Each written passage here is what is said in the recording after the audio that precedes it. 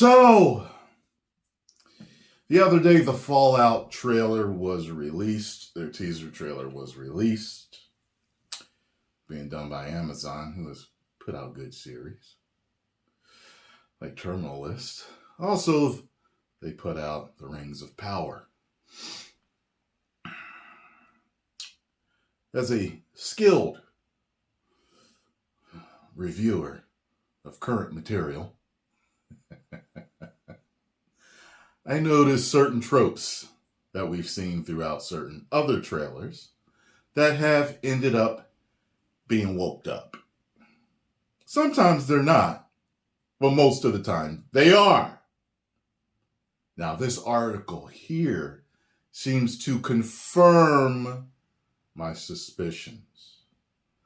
My hopes is that it wouldn't be woked up. But apparently. So,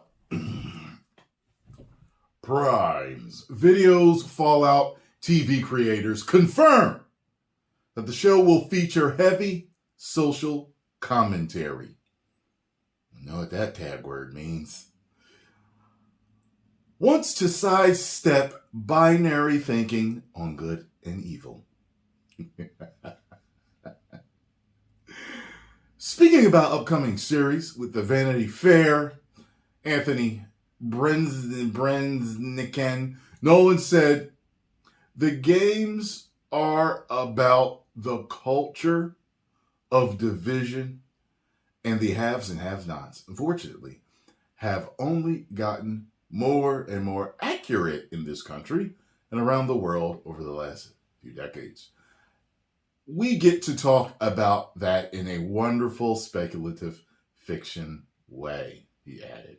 I think we're all looking at the world and going, God, things seem to be heading in a very, very frightening direction. I'll say, in reality and in our fictional worlds that we put out in entertainment. Specifically, the series will provide commentary on people's morals and will do so through the character of Lucy, a vault dweller played by Ella Purnell. First, Nolan detailed, so many of us have such naive ideas, even now, about everyone else's experiences, and it's one of the things I love about America is this giant manic collection of different experiences, different points of view. He then explained how the show will use Lucy to moralize to viewers. Lucy is charming and plucky and strong. I'm sure she is. And then you see she's confronted with the reality of, hey, maybe the supposedly virtuous things you grew up with are not necessarily that virtuous. If they are virtuous, they're couched in a circumstantial virtuousness. It's a luxury virtue. You have your point of view because you've never ran out of food, right? You guys are able to get everything because you had enough to share. Nolan went on to declare, that rhymed at the gang bars, that the series follows her collision with the hard reality of other people's experiences and what happened to the people who frankly were left behind to die.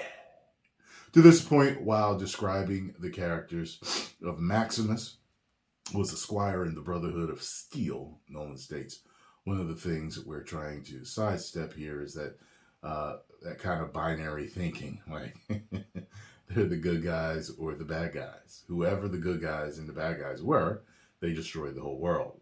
So we're in a much more gray area, he asserted.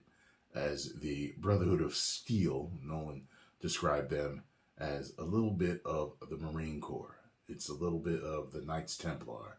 It's this kind of weird fusion and a mutated version of patriotism, religion, loyalty, and fraternity. Todd Howard, the director of Fallout 3 and Fallout 4, and currently the executive producer of Bethesda Game Studios, the developer of the Fallout series, confirms the series would also be in canon with the games. And I'll tell you this, if it's in canon with the games, if you add something to the canon that the fans know doesn't belong, you are going to hear it. Do not be a Rings of Power and be destroyed when this comes out. Review what's happening in the show as canon, he said. That's what's great when someone else looks at your work and then translates it in some fashion. In fact, the show will reportedly provide an origin for the iconic Vault Boy logo. Okay, hopefully that's cool. Howard described this origin as a really smart. Where is my Vault Boy at? Where you at, man? There you go. So much of a fan I am. I have my Vault Boy. I do. I have my Vault Boy right there. I love him. Let me see here. He also noted that he was jealous of a number of ideas that the series came up with. Telling Vanity Fair, I sort of looked at it like, why didn't we do that?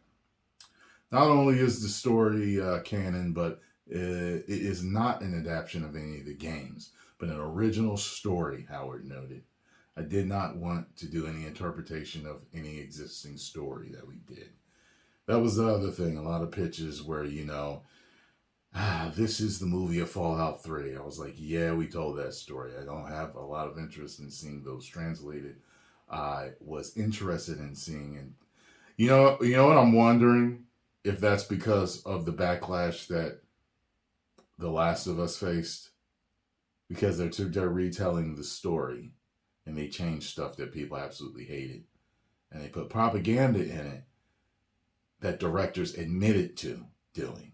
So it's interesting, as good as the series was, considering how much backlash they got from the fans with it. It made me wonder if they were like, you know what, just tell a whole new story so the fans can't say, that's not what happened. This is what happened. Treat it like a game. It gives the creators their own series, their own playground to play in, he elaborated. To craft the original story, Nolan enjoyed tapped Captain Marvel co-writer. Captain Marvel co-writer, huh? Oh boy. As for what the story is about, hopefully, see, I always wonder this. I've talked to you about this.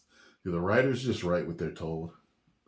Or are they drinking the Kool-Aid? Are they like, hey, yeah, this is what should happen. People hate it, but I'm still writing it. I'm still going to change everything fundamentally about the character into something that no one else recognizes, and the fans are going to be angry. Or are they told, this is what we want a story about. This is what direction we're going. We know the fans are going to push back, but we need you to write a good story around this. Makes me wonder. As for what the story is about, Nolan detailed that a number of factions within the show are chasing an artifact that has the potential to radically change the power dynamic in this world. It's coming out in April. And I heard people talking about that saying, well, the fact that it's coming out in April says something. And I assume maybe they're saying that it's got a lot of problems. So they're probably going to make sure that they fix whatever problems that they've had. That's what I'm thinking. But if I'm wrong, let me know in the comments down below. So, what do you think now, folks? Will it be woke up or not? You let me know. I'm still going to watch it. And I'll still tell you my honest review of whether it's good or not. Oh, boy. These times are so funny. 10 million subscribers.